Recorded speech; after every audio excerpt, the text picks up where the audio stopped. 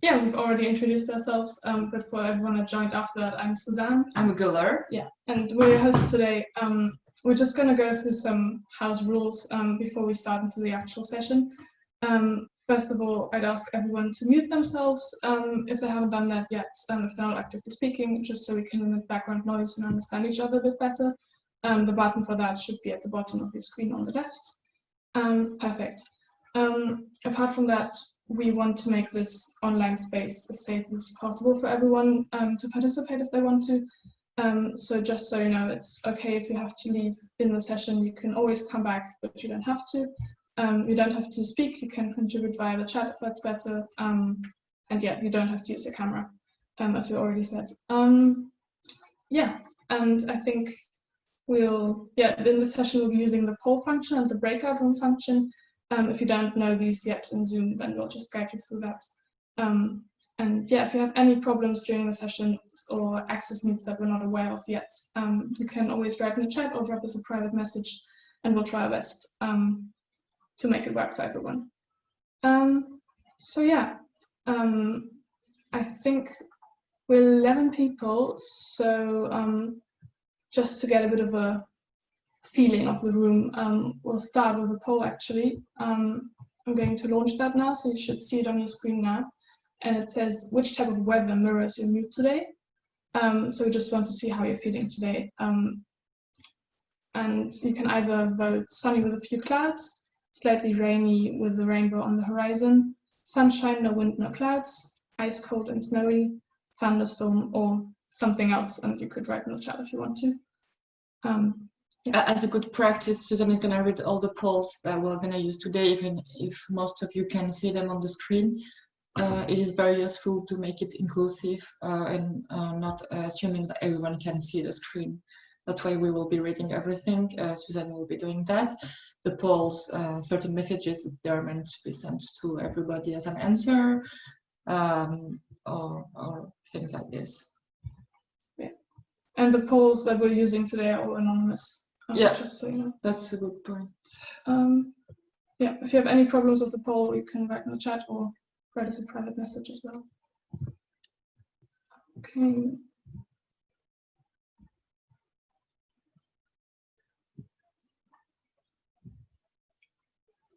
Nine out of 10 people voted, so we'll just give it another second.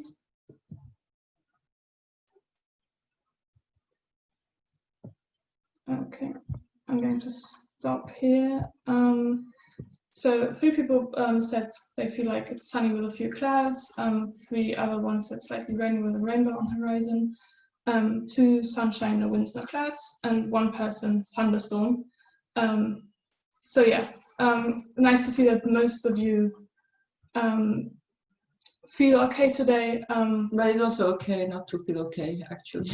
Yeah, that's a very good point. Okay, I just saw that someone can't see the poll on their screen, which is unfortunate. You can try rejoining if you want to, and we'll use it later. Otherwise, you can also drop us a private message whenever we're doing the poll, so we can include your answer, if that's better. Yeah. Okay. Good. So yeah, I think we'll just get started by also telling you a bit more about what we've been doing. So this session today is on inclusive volunteering and making your volunteering opportunities more inclusive.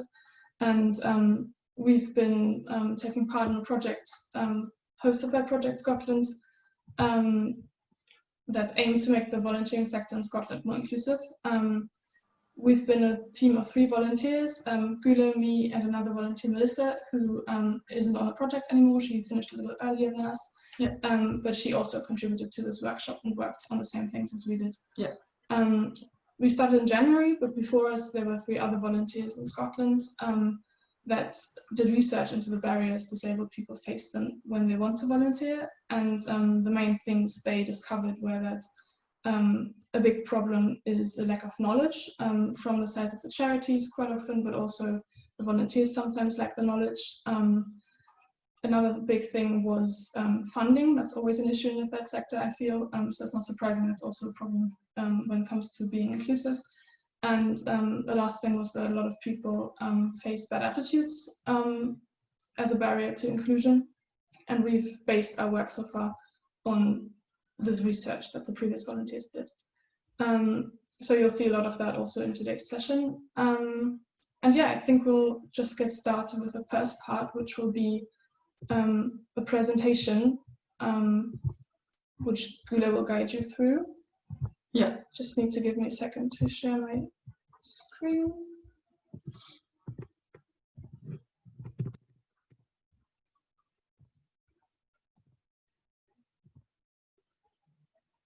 Okay. You should see it on your screen now. Again, if you have any problems, drop us a message, please. Okay, thank you, Suzanne. I guess if you have signed up to this workshop today, it means you probably want to make your workplace more inclusive. And for that, it is crucial to have a knowledge of the different ways disability is viewed in our society. So I'll present the different models of disability in our society. However, just a quick note, but important. I'm not saying what is on the screen, so if you write in the chat, Suzanne is gonna read the questions for me. I'm visually impaired, that's the reason. If it's private messages, she'll just answer to you. Yeah, and also I'm really okay if you just unmute yourself and ask a question. If you have a question, it's really not a problem for me. You can do that whenever you feel like, because I'm gonna often ask you if you have questions. So you can just unmute and ask. It's completely okay, otherwise just write in the chat. So I'll present the different models of disability because these models are crucial to understand how society provides disabled people with equal opportunities as others, or limit their access to work, to volunteer, to study, or etc. These models influence both the economical and political strategies and policies put in place regarding disabled people. It is crucial to understand how attitudes, conceptions, and prejudices can impact inclusion. The first model we're going to see today is the charity model. In the charity model, disabled people are portrayed as unfortunate and as if they needed to be pitied for. In this model, they should be taken care of by charitable services. They are seen only through what they can't do. They can't walk, speak, see, or hear, for example. And the decisions about them are made by others, such as families, teachers, or doctors. The second model we're going to see today is the medical model of disability. In the medical model, disabled people are suffering. They need to be fixed through operations or equipment. And to show that model, I say like they are seen as a defective product, and their life is all about getting care, medication, treatments, etc. So as you noticed, both of these models approach disability in a negative way and build assumptions on their impairment. Also, they put the problem on the disabled person and not on how society is run and structured. So they use negative terms such as handicapped, suffering, retarded, illness, wheelchair-bound. So to combat this negative approach, the social model was developed. In the social model, disability is a social construction. Here, disabled people don't need to be fixed or don't need to change who they are in order to be entitled to have the same rights and opportunities as others. This model enables them to express their situation in terms of human rights and as an issue of equality. So here, the problem is the society, by having inaccessible buildings and inaccessible transportation, by not allowing disabled people to access to mainstream leadership roles, and that's something very important today, even for volunteering, not seeing disabled people as only as service users, but also as volunteers, managers, coordinators, everything else, and that's very important. But so also the other examples are by like segregated schooling. That's also a problem in the society. putting all disabled people in the same schools, by adopting patronizing behaviors. So just to sum up, the charity and the medical model see disabled people as dependent upon society, whereas a social model sees them as customers of what society can offer, just like any other people. Do you have questions so far? People are shaking their heads. Cool. Perfect. So I have a question for you, if you can think about it for a few seconds. What is the difference between an impairment and a disability? So an impairment is a physical, sensory, or cognitive difference or condition, whereas disability is the fact that people can't participate on an equal basis with others due to barriers and lack of support. So just to give a quick example, in my case, my impairment is visual. My disability is not being able to access to certain roles because of some barriers that society puts in my way. So the social model says that actually these barriers are created by society, and therefore we can wonder, what are these barriers? There are three main barriers to disability inclusion. The first one is environmental and physical access, like inaccessible buildings, for example. The second one is attitudes, having subconscious stereotypes about disabled people and making assumptions because these stereotypes and assumptions often impact your behaviors. And the third barrier is organizational structures. Here it is more a systemic problem, like non-existent or exclusive policies, systems, and services. An example here is can be the standardized exams or tests for language, for example. Especially in our cases where both not from the UK, and then in our countries we both had to go, or we were advised to go through English tests, exams to show future employers, for example, that we can speak English. And this TOEFL test is a standardized one. It's the same for everybody in all the countries that propose this exam.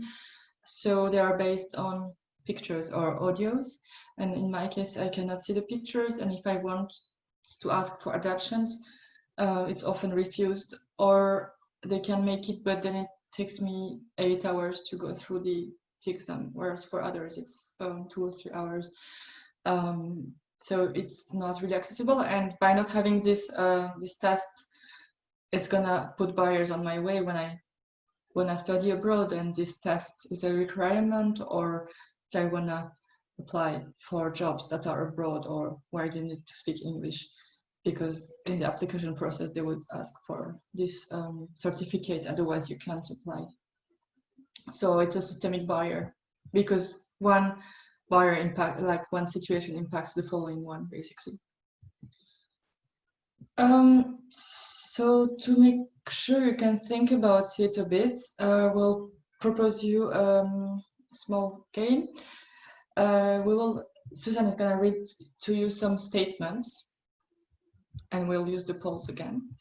And you will have to think which barrier you would perpetuate if you think or act this way. So this way is gonna be statements that Susan is gonna read for you. Yeah. So again, polls are anonymous, and if you can't see the poll, you can private message us or write in the chat, so we can include your answer if you want to. So the first statement is being convinced that disabled people are slower to perform tasks, often absent and unfit for volunteering independently and taking responsibilities. So which barrier would you perpetuate when you're convinced of that? Either physical barrier, attitudes, or organizational structures. I'm just going to read it out again. So being convinced that disabled people are slower to perform tasks, often absent and unfit for volunteering independently and taking responsibilities. Physical barrier, attitudes, or organizational structures.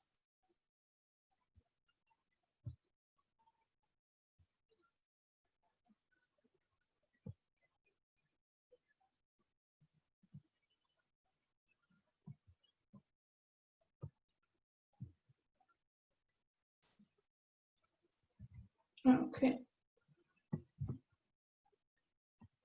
So everyone voted for attitudes. Yeah, that's correct.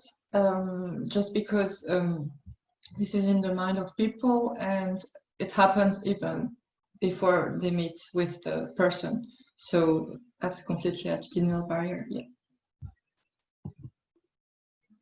So we can go to the next one if you don't have questions. And also another thing, it's okay to make mistakes, so don't be afraid to choose the wrong one. And some of these also overlap, just so you know. So the next one is not hiring a disabled person because your workplace needs to be in a listed building that is not accessible. So this could be an old museum or Edinburgh Castle, for example. And again, the barriers are either physical, attitudes, or organizational structures. So the statement was not hiring a disabled person because your workplace needs to be in a listed building that is not accessible. And your options are physical, attitudes, or organizational structures.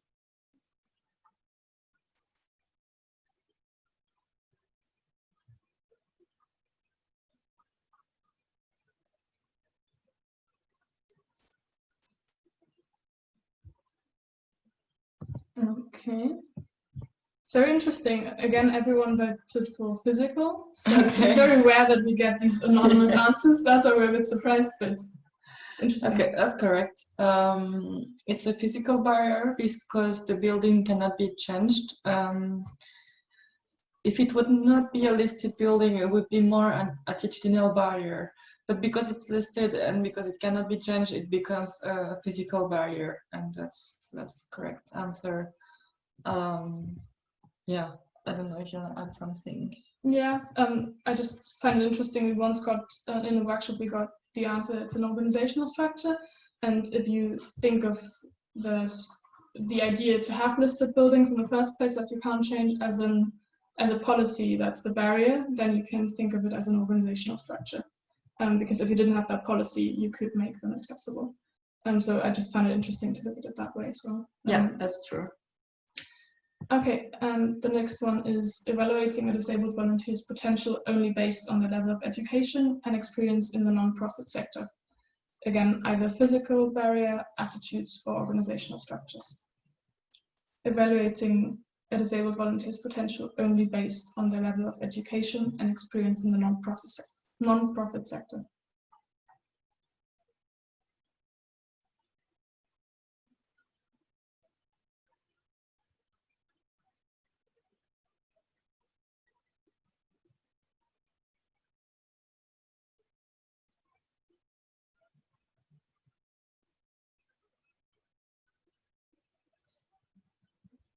Okay, this time it's definitely not going to be anonymous. That's good. Okay. So 3 people voted for attitudes and 6 people for organizational structures. Yeah, okay, yeah, that's interesting. Here, for us, it is more a structural barrier, but it's also connected to attitudes, of course, because some disabled people are face barriers to access to certain opportunities, and the fact that they have less opportunities when they are younger can impact the current opportunities they might have or not have in the present. So, for example, if they had less opportunities to study what they wanted or to go for internships abroad, for example, because of barriers, because of all these barriers that we're talking to, because of non-accessible buildings, because of behaviors, because of tests that they were required and they couldn't go through because they were not made accessible, they will be judged through that in the present. They might be, like, not always, but often they might show a CV or they might be asked what they have done in the past in that field, and if they had less opportunities, first of all, you put them in a place where they have to explain that, and that's really not easy because they might fear judgments, and secondly, they might not get the role because someone else will come with longer and more experiences in that field. And it's not showing always what, it's not telling anything about the ability, it's more about past opportunities that the person might not have had because of barriers. Do you have questions on that?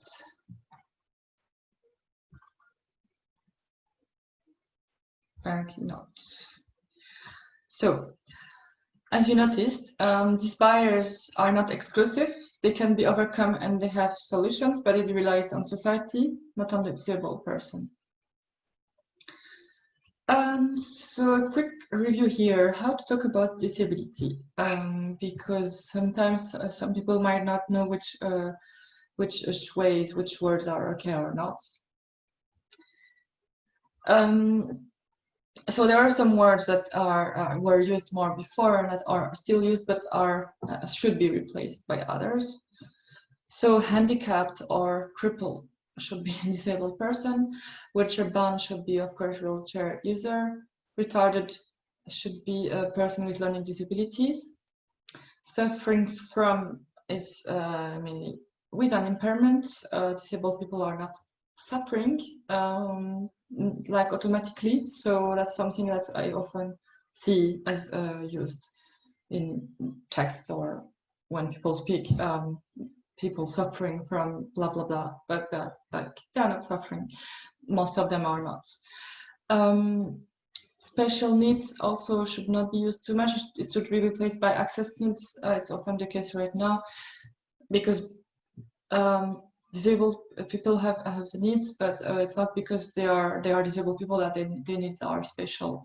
We all have different needs, so so we can call them access needs, and we'll talk about access needs later. So in these words, the medical language should be replaced by an experience. Therefore, be careful not to use integration and inclusion. Sorry, I just wanted to interrupt you really quick. Someone asked in the chat that learning difficulty seems to be used interchangeably with learning disability, but she's not sure about that. Yeah, that's a question we had in the past. We should say learning with disabilities because learning with like difficulties is more, learning difficulties is more negative, and it's a bit of judgment, so we should say people with learning disabilities. So yeah, I hope I answered the question. So do you have other questions? It's really okay to ask questions, even on something we already said or on anything. It's really okay. So thank you for the question. If nobody has more questions. So yeah, I was saying be careful not to use integration and inclusion interchangeably, and that's very important. They are not the same.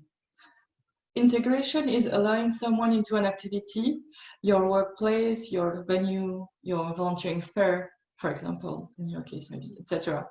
But not making adaptations to the person's needs. It is expecting someone to fit into how things currently work. Whereas inclusion is understanding and encouraging people to be different. It values respect and celebrates people equally. To be inclusive, you need to listen, to be open to change and to work with who you have got. And that's very important. Yeah, that's very important in an organization, or if you organize even an external activity.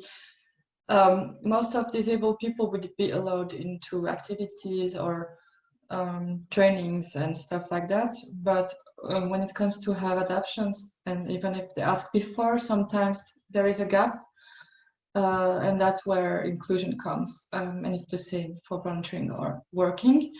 For example, providing someone with the computers or the equipment that you need that you use in your office might not be inclusive. It might help someone to be integrated but not inclusive, because some people need a bigger screen or different device, and if when they come you just give them with the same devices that you use without asking them what they need, that wouldn't be inclusive for some disabled people.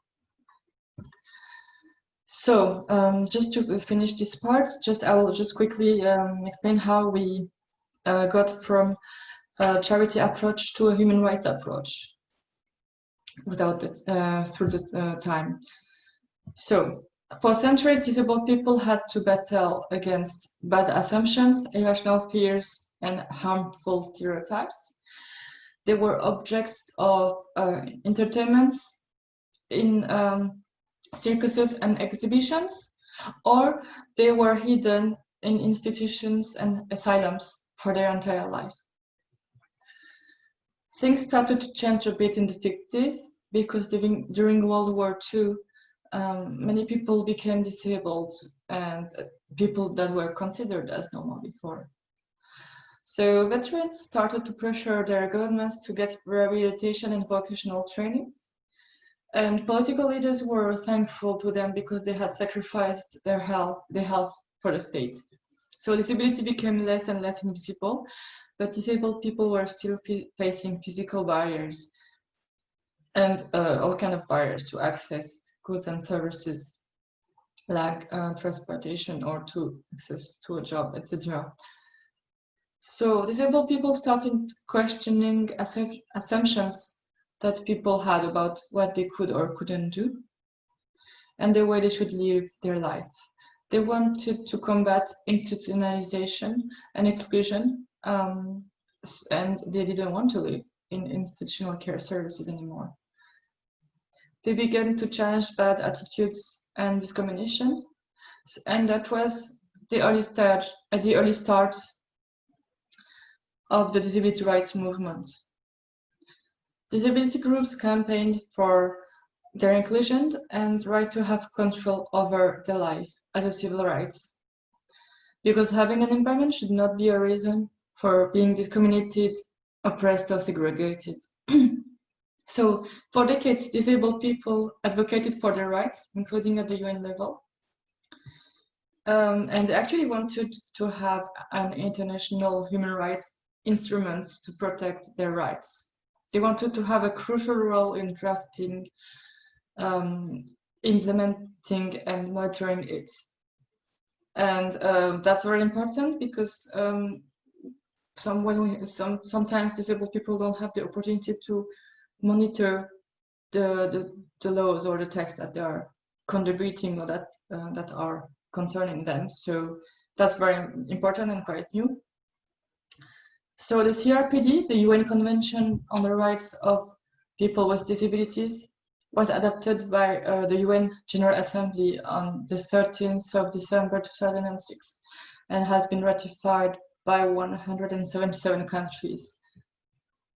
It includes the right to accessibility, including technology, the right to be independent and to live and to be included in the community, the right to personal mobility, the right to participation into political and public life, the right to recreation and sport.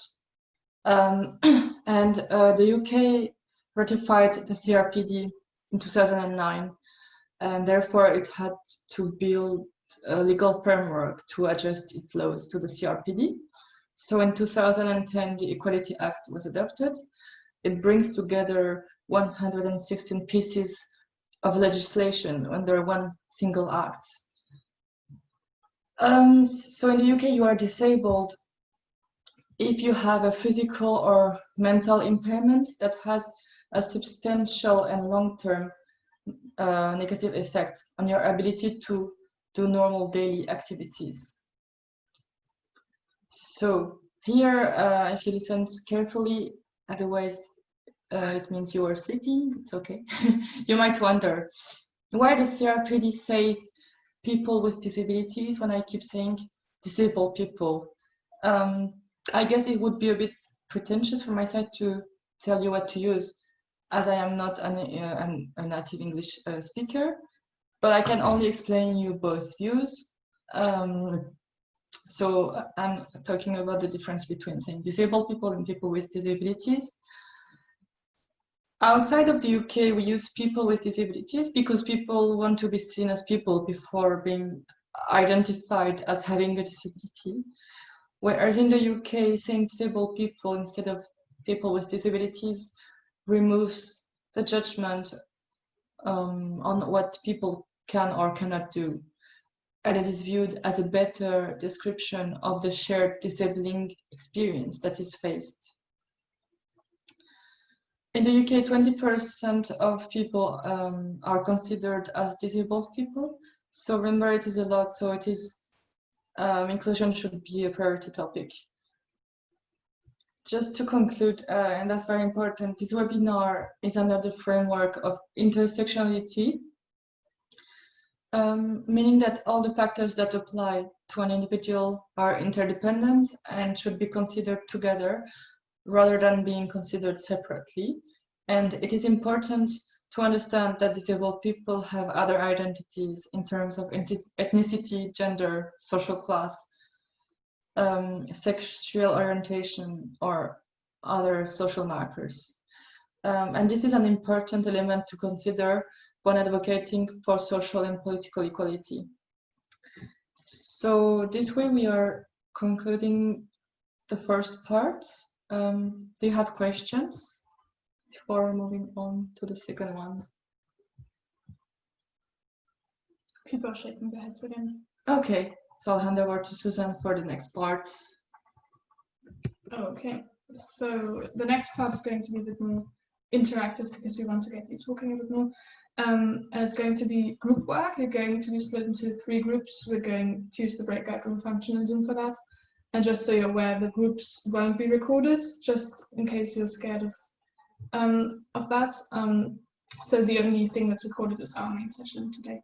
In the groups, you're going to get a task that has to do with the inclusion of a disabled volunteer.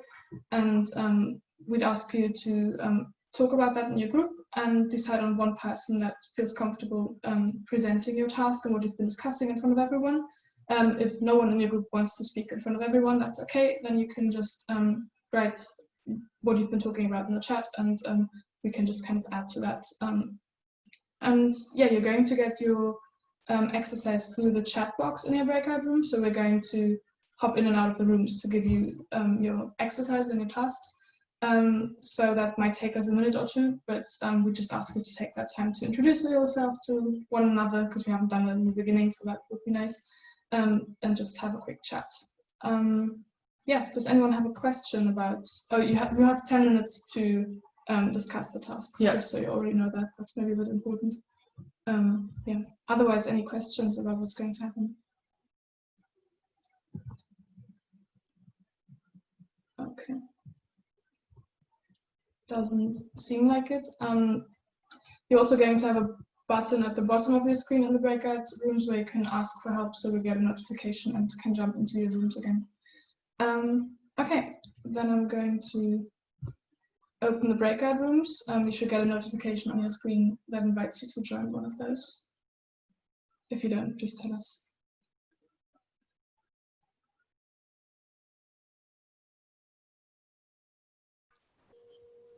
Hello, everyone. Hi. Hi. Hi. Hey. Hi, how was it? We didn't talk about what we were meant to talk about. Well, not the exact questions, but we did have a very interesting discussion. Yeah, very useful. Thanks for the opportunity to speak to other people. I think it's really helpful. Yeah, that's cool. Nice to hear. You can just network also. If you can exchange your emails and stuff if you want.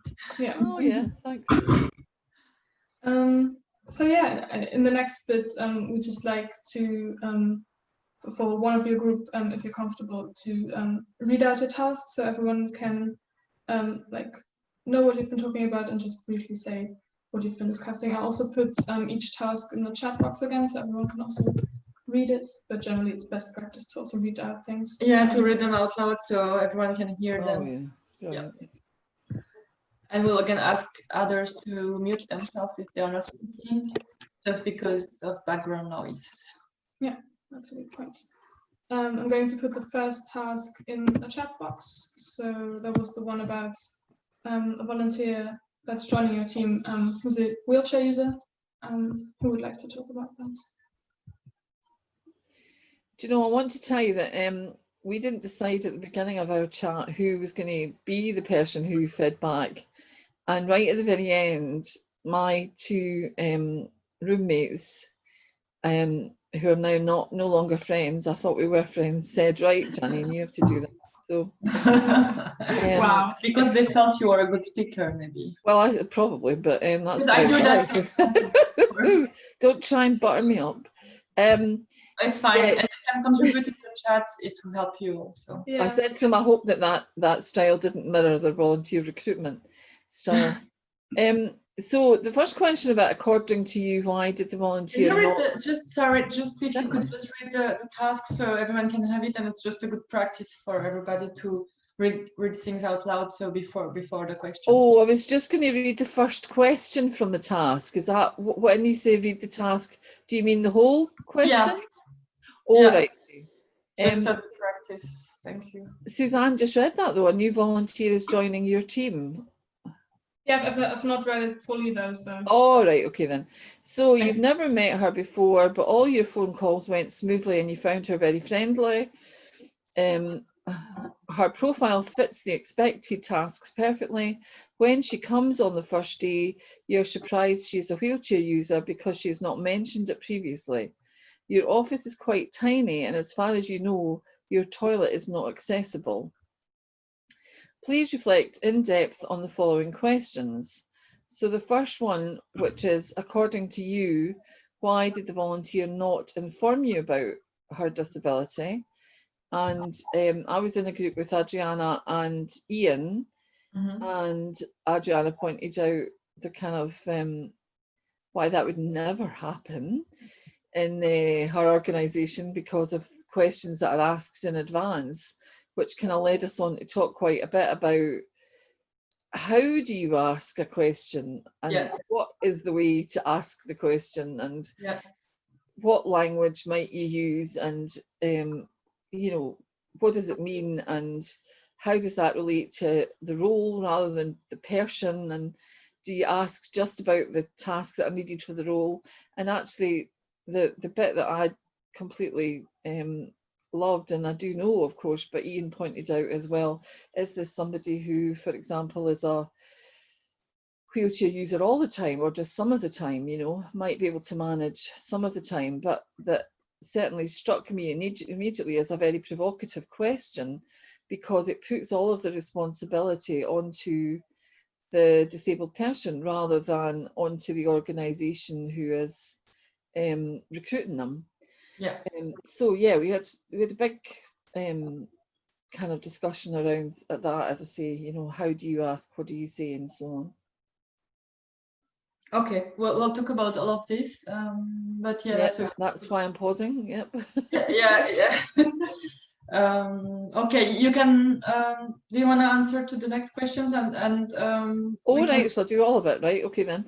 So yeah, yeah, about what can you do to avoid this unexpected situation, and that's really where we were coming from about asking in advance about health, disability, sensory impairment, that kind of thing. And do you ask if someone has support needs, or do you say access needs, or you know, that kind of thing, like, and you know, actually you don't say, you know, do you have a disability? It's more about, do you, Adriana was saying that your question is, do you consider yourself to have a disability? So that the, you know, hopefully the volunteer feels more that it is something personal that is being asked of them. Yes. And shall I go on to the third one too? Yeah, sure. Sorry, I want to interrupt there, Janine. One of the other reasons why we ask if they consider themselves to have a disability is because, of course, there's also conditions that are not visible. We cannot forget, for example, mental health in cases like that. So the idea of asking them directly, where is it that they see themselves, also helps us when it comes to ask what kind of adjustments, or if there is any adjustment that they would need in order to join us. Okay, yeah, very good point, thank you. I'll talk about it as well. Yeah, I get to feedback, but I gave them the right to chip in too. How can you, so the third question was, how can you deal with the current situation? Is it preferable to let her know she cannot volunteer, or is there a way to bypass this obstacle?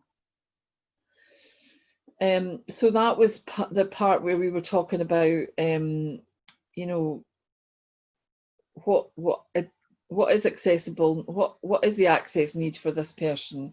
And you know, it's all very well that you can, you know, for the role description you can know what the task involves and what the environment where the task is carried out is like, and therefore be able to know in discussion with the volunteer about whether or not that would be okay for them or what adjustments might be needed. But yeah, what about the toilet? And I think that was a question then of, rather than, you know, can you use the toilet, is about, well, this is what the toilet looks like in our building, this is, you know, what's on offer, what adjustments might you need from that? Yeah, okay. It's just dawned on me as well, Dennis, since we were talking, that we're making assumptions as well. They might need the toilet. It might be that they have a colostomy bag or a catheter in or something like that. That's assuming that they need to be able to use a toilet, as we've said, or whether they need to use the wheelchair. Yep. Yes, as well. Yeah, very good points. You have raised all very good points. So you have noticed that for the first question, by not asking about access needs might lead you into hard situations when you don't know who is volunteering with you. And this can happen just because some disabled people, because they faced previously discrimination, or because they are not confident yet and they don't know how to talk about their disability, were not asked about it and therefore didn't tell you anything. It can also be because they already supposed that the building was accessible, because most of the buildings should be accessible. But yeah, that could be all different reasons. And you have also said that by asking for access needs, it can help you prevent from this situation. So asking access needs, it's always it's crucial, actually. Like it's crucial in all forms, activities, trainings, everywhere. That should be general practice that should be done by all the staff. And if you just ask for the disability, you won't obviously know, you won't know what are the needs. So some people that have the same disability or the same impairment actually might not have the same needs. So if you ask for access needs rather than disability, or you can ask for disability, but then you also need to ask for access needs at some point, because that's the main point. The disability won't tell you anything about much things about the needs that the person will have. And of course, like some disabilities are invisible, and like mental health, it's also important to know that some people don't identify themselves with having a mental health condition, even if they might have one. So again, asking for what do they need and adjustments, it's always easier, because then they might tell you that they need some time off, or some time to relax, or a safer space, or stuff like that. So yeah, these ways are all okay to approach this kind of situations. I don't know if you wanna add something, otherwise we can. Yeah, just like another tip would be that it's always really helpful if you put information about accessibility of your buildings in your volunteering advert, so people can also judge for themselves and see what they need to tell you about and what might be issues and where there might need adaptations. Yeah, that just makes everything easier. And in general, it's always best practice to empower your volunteer to make crucial decisions. So letting them, like showing them what you could offer them, and then letting them decide what's okay for them and working together with them, obviously. So you can also think about alternatives like other buildings. Do you have a charity partner that has an accessible office that the volunteer could use? Can you offer remote volunteering or different volunteering role where the accessibility is a bit better? That's kind of things you could consider. But yeah. But thank you. Yeah, I think you've covered most of it already. There's always a lot of things to say, but because of time, we'll move to the second task. But we have covered a lot of points, so thank you for your ideas. Yeah. So we'll move to the second task, which is this one was about making an event accessible. Yeah, who would like to talk about this one?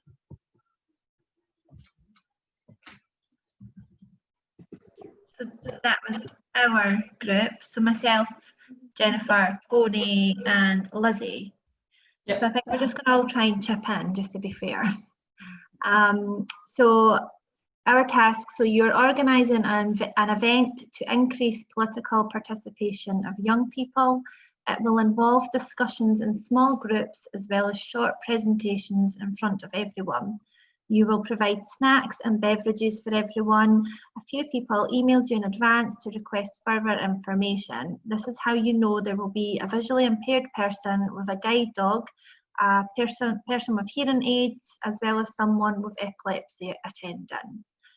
What kind of information do you need to give them? What else do you need to do in advance to make the event accessible? So we just talked about sort of actually getting to the venue. So what will we need to consider? So is there parking? Is the venue easily accessible via public transport, different methods of public transport? And is expenses something that we might be able to reimburse, and how will we figure that out? Will we get expenses to individuals before the event, or will we be able to reimburse them at the event? If you guys have anything else to add, just jump in, I'm not sure.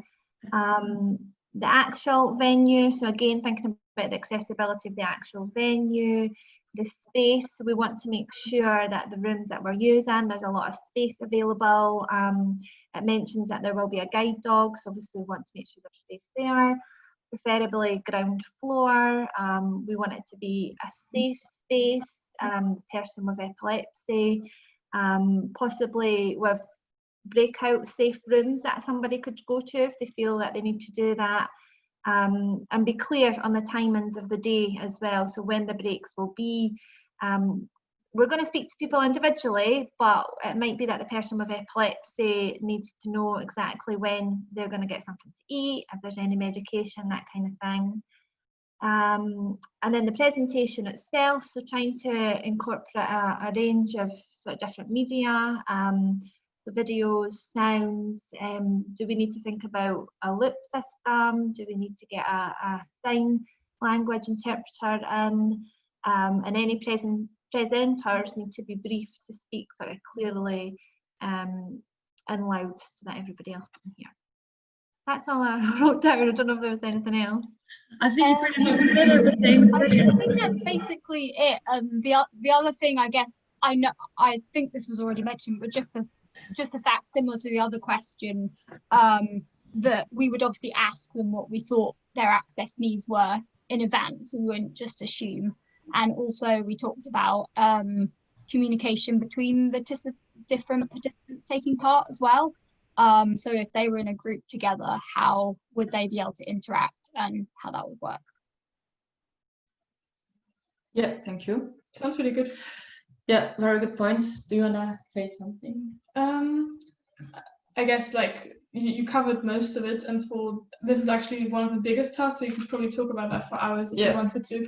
But I think you've mentioned most of it. Like one thing to take into account that you can always offer is orientation training. So especially when you have someone that has a visual impairment, that's quite important, so that they can know and orient themselves and don't need to rely on other people's help to go to the toilet or to grab something to eat. Even though for something to eat, they still might know what's on the table, what's left. So they might need people to offer them to help them on that. So the organizers should be aware, but if you teach them the way around, they might still move around independently, even to go to the next grass area for the dog and stuff like that. So it's really useful. Otherwise, it might bring a lot of stress to that person's life during the training.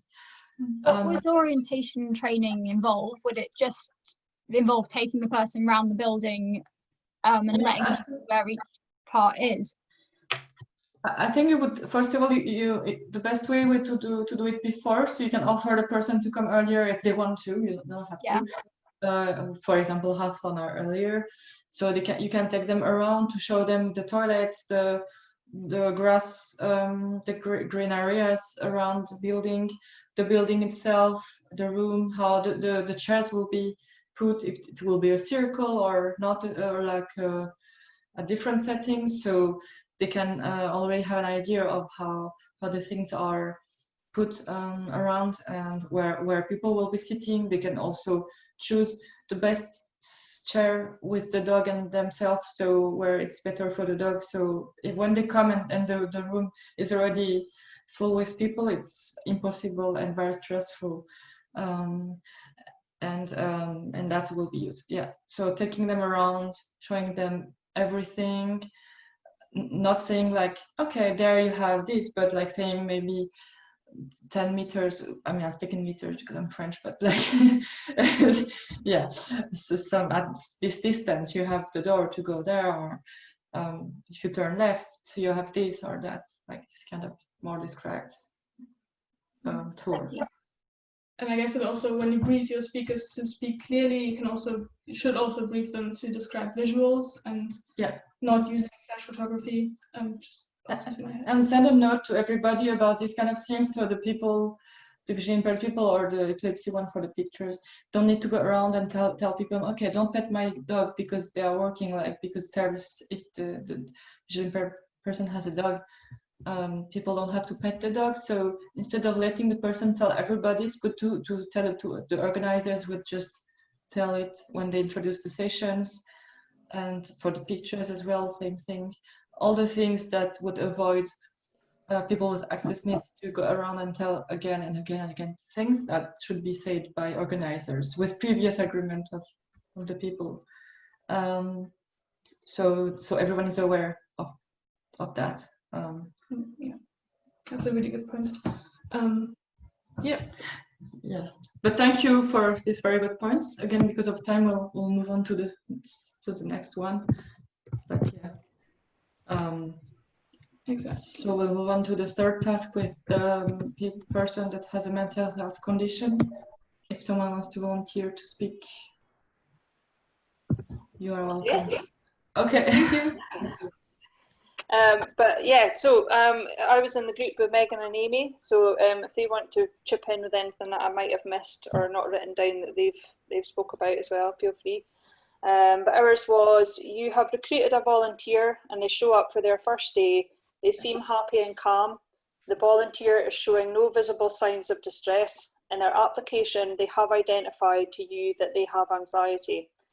So in the first point, it was, consider empathy in your communication style. How can you reassure your volunteer that they are supported if they are showing no visible signs of distress or nervousness? There's 3 points in this, so all of them, I think, from the get-go can relate to what should be done at interview, all the questions that should be asked and all the points that should be put forward. So I'll just say that for just now. So it was, consider empathy in your communication style. How can you reassure your volunteer that they are supported if they're showing no visible signs of distress or nervousness? So we'd sort of talked about relationship building from the start with your volunteer. So also that would be done at interview. Giving them an open door to communication, so it's building trust with them so that they feel that they can share with you if they are feeling uncomfortable. I mean, I personally suffer from anxiety, believe it or not, and I can hide it very well. So you also can't take that the volunteer isn't distressed from showing, even though they're not showing it, they can actually be, you know, underlying. So it's just letting them know that you're there to listen. So if they do need to speak to you, so for example, your point of contact being, for example, your volunteer development officer, that they could speak and say, you know, that they need time out or whatever like that. Going on to the second one, the volunteer expressed they're nervous about working in a team and being misunderstood by others. Think of a good way to support the group work without putting that volunteer that experienced anxiety in an uncomfortable situation. So we spoke about flexibility of roles, so that if there was a certain role that that volunteer was maybe doing, that they became uncomfortable doing that, that they could move on to something else that maybe was more singular, that they weren't having to work in a group, but they also didn't have to make a fuss about it. They could just go on and do something else if that was what they wanted to do. So also at interview, making that very clear to them, that, I mean, you know, informal interview, whatever everyone does, but it's just making sure that everybody's voice is heard, because obviously in a group setting, you can have some very strong personalities. So we also spoke about the dynamics of groups. So once again, at interview, you would assess whether that volunteer maybe would suit a certain day, because it's maybe not so strong personalities that we'd be working alongside. So once again, making sure everybody's voice is heard, even though maybe they're the quietest of the group. Moving on to 3, think about the physical space the volunteer's working in. Can they take time out to regulate how they are feeling? So once again, it's just starting from the start. It's giving them that opportunity if they need to leave. So, you know, if you have the space within your organisation, that they have a quiet place they can go. For example, for us, we have a stockroom because we're a food bank. So they can opt to take some time out and maybe work alone in the stockroom, or they can go outside. Reminding them that it is voluntary as well, so that they can choose to leave when they wish to. They're not bound to it. So it's given that flexibility, and so that they can speak out. And once again, going back to a person of trust, and can they participate in a more singular role? So that's kind of what we've covered. So I hope that was clear. Yeah, thank you very much. Do you want to say something? Yeah, I think you covered a lot already. I think just to add on for the second question, it's always really important to check with the volunteer what they're comfortable sharing with others. So you can talk about sharing with the team that they're working in, if they want to work in a team and just want to make it work. But again, always check with your volunteer if they are comfortable doing that, or like you mentioned, looking for other volunteering roles if that's better for them. So just about confidentiality, really. But yeah, I think other than that, you already covered most. Yeah, I think so too. Yeah, thank you. Thank you very much. So for the next the last part of this, the last part of the session, you're going to be relieved very soon. We're going to share some resources we've been working on for the last few months. We worked on 2 resources that are both structured in a leaflet and a document for charities to make their volunteering offers more inclusive. And I'm just going to share my screen so I can show you the leaflet, so the shorter version of our resources. And yeah, the document that comes with each leaflet just goes into more details and gives more background information and explains some of the tips that you can see on the leaflet. So this is a leaflet about making your advertisements and your application process more accessible and inclusive. I'm just going to skip to the main content here. So we structured it in 3 different parts. So apply to your volunteering obviously should be accessible. So that is especially important when it comes to web accessibility. So your website needs to be accessible. There are special web content accessibility guidelines that are very technical, but you have to tell your web developers to use them and to apply them in order to make your website accessible. Apart from that, there are some things in there that you've already mentioned. So it's a lot about flexibility, being flexible with deadlines. Offering human assistance for the application process is also really crucial. Someone just asked what CAPTCHA is. Good question. Yeah. I can try. I mean, I can do it. Yeah. It's a test that's proposed after the forms when you fill out a form online to apply for a job or to create an email address for many things, to see that you are not a robot. So you have to recognize some pictures that are showed to you, or it's always pictures, right? Or is it sometimes other sometimes visuals? this thought of text, it usually relies on visuals. Yeah, and you have to make them out and to show the system you're not a robot. However, people that are using screen readers cannot access them because screen readers are robots, so they can precisely not recognize the CAPTCHA tests.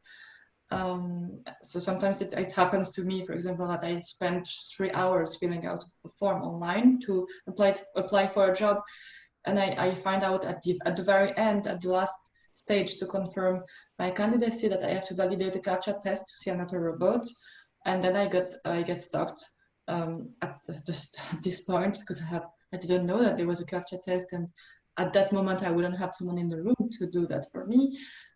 So I would just go and yeah. I have a question for you about that. When you have that situation where you have applied for a job, you have done all the process, and all of a sudden everything goes to waste because you cannot, it has a CAPTCHA condition there, then what do you do? I mean, have you ever tried to contact the employer to tell them about that, or have you mentioned it to the employer when this is the case? There are two things. In my case, I decided to give work to myself, so I am becoming myself employer. So that's a situation because I felt it was too tiring for me to look for jobs, and I have an international background, international relations. So the kind of jobs I was applying to were mainly like UN things or in big NGOs, and they have really massive processes where they're recruiting hundreds of people. So even though they are making talks about inclusion and human rights, they are the less accessible ones in reality. So yeah, I thought that is interesting, because we have found one of the projects we do is actually also helping employability for people whose English is not the first language. And very often these applications are incredibly long, and they require you to be really fast at typing in English. Yes. And sometimes, you know, you are typing a question, you are typing an answer, and then they will be timed out and lose all the information. Yes, that's a big problem. So in part, I was partly asking you this because I don't know if there is any directives or if there is any sort of regulation that covers all of these things, you know. Because I mean, as far as I understand, accessibility is essential for any job because it should be open to everyone. And I don't know if you know of anything that actually is in place to try to encourage companies to actually use methods that are more accessible for everyone. Not as far as I know. I think it's a lack of knowledge, and actually main big organizations have someone or even an office that's entirely supposed to work on diversity and inclusion, and they're inside the organization. I just don't think they have the right knowledge to make that things happen, because it's again the difference between integration and inclusion, and I don't think that they got to that point generally, so it's very rare, unfortunately. So I do think that there is a need to develop that. Yeah, I agree. And I think especially in bigger organizations and even in the non-profit sector, actually, most of the disabled people that are volunteering are not offered a job after, whereas when it would be not non-disabled people have more chance to get recruited after their volunteering project than disabled people, and that's a reality as well. It's not an assumption from my side, it's a reality. And it's so again like the whole process. So I think inclusion should be everywhere, and it should be a transversal topic, so it should be thank you. It's a bit a negative answer, but sorry. It's okay. It's also true. Yeah, and this also kind of relates to just giving people different ways to apply and offering human assistance. So even if you contact an email address that you know you're not going to just end up with an automated response, but you're actually going to talk to a human that can help you. So yeah. Yeah, very important to provide humans, because that's also not done, and that's very stressful. Yeah, so a lot of the things on this leaflet and in the resources also kind of apply to working, I feel. I'm just going to cut this short a little. So yeah, we have the way to apply that needs to be accessible. The wording that should obviously be inclusive. So it's a lot about asking for access needs and having a constructive conversation about support. And in terms of content, it's mainly about giving people enough information so they can judge for themselves. So information about accessibility and support you can offer, and expenses you can pay, especially around travel. And yeah, you'll get a copy of the leaflet and the resources. I'll send that to you by email, as well as a copy of the presentation we've used. So yeah, that was the first one. I'm just quickly going to share the second one, but I think I won't talk as much about this one. So it's the second one we've been working on is about making your volunteering environment accessible and inclusive. So a big part of that is obviously physical accessibility and also getting funding for adaptations you might have to make. But a big part is also inclusive behavior, because even if you have a very accessible office or work environment, if you don't have the behaviors that go along with it, it kind of undermines that a little. A lot, actually. So again, asking for access needs is really important. And then we have some very specific tips, like, again, orientation training, caring for people's mental and physical well-being. So having a person that's in charge of looking after that, indicating people to where they can get support, and giving people the opportunity to have time out is really crucial. Yeah, you'll get the resources after the session, so I'm going to stop this here. And yeah. Yeah, thank you for that. So we are coming to the end of the workshop, but something very important, inclusion is a very key topic. And when you are more inclusive, it's not more inclusive for disabled people, it will benefit everybody. And I think the example with having more time for people that don't speak English when they apply to a job is actually a great example, because leaving more time to answer questions online would help people that don't speak English, but also people that are using special devices like visually impaired people. So a lot of things in inclusion are actually key, and that's why we have an intersectional approach, because it can help everybody, and people are never just disabled. If they are disabled, they also have other identities. So that's very important. If some of you have questions, we can leave this workshop open for a few minutes after the official time, but I'm just gonna conclude for people who wanna leave now. We were very happy to host this workshop today. It was a great pleasure for us. It will be provided 2 more times next week.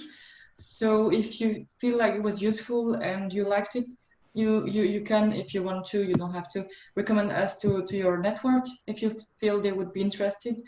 Otherwise, we really hope you enjoyed, and to know that, can you ask you to fill out a very quick document. It's an interactive PowerPoint where you can, if you want to, put maybe something that you have learned today and you didn't know before, that kind of you'll take away from that, and something else that we would like to improve in this workshop. And we are really open to criticism.